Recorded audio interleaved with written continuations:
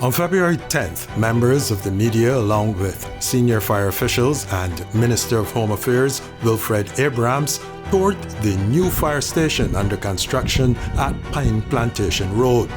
After the tour, Minister Abrams and Chief Fire Officer Errol Maynard spoke to the media about the progress of the project. I am impressed by the thought that went into the building. I am impressed to see it being manifested now. As you can see, there's tremendous capacity for solar on the roof, and the intention is to have this building as close to self-sufficient as we possibly can. There's plenty of water storage. Every drop of rain or every drop that falls on this building in the yard is collected in the underground tanks, and that's to build some resilience for the building and the operation. So that water will be used to replenish the trucks. It'll be used for washing down anything in the facility, so we don't have to rely on as much on the Barbados Water Authorities or the National Potable Water Supply. Right? The generating capacity here can actually run this building for about 7 days. Right? So in the event of a disaster, this building becomes a hub, it becomes contained, and I'm just thoroughly impressed. I saw a lot of you as we were going through and it was being explained nodding, right? This is a case of money well spent. The other thing, the decision was made earlier o'clock to house the ambulance service with the fire service, and it made sense. The same logistical considerations that go into where to put a fire station must go into where to deploy ambulances. The fire service is supposed to cover as wide an area as possible in a shorter space of time as possible, and that's the exact same consideration that goes into the ambulances. So rather than building two facilities, we thought it best that we co-locate.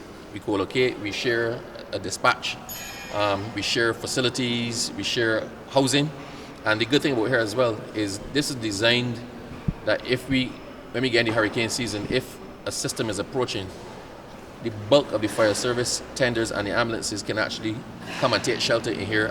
Where you are right now is rated to withstand, I think, category 5.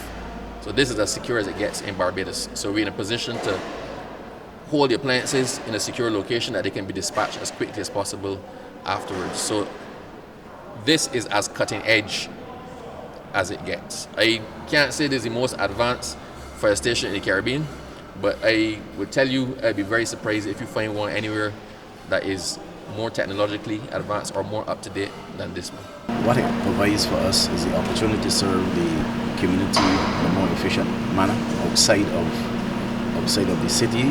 Currently we have the port station, and that combined with this station here will allow us to not only serve the people in the Pine, but increase our response time, because the port will respond to anything in the Bridgetown area, and we will supplement that response.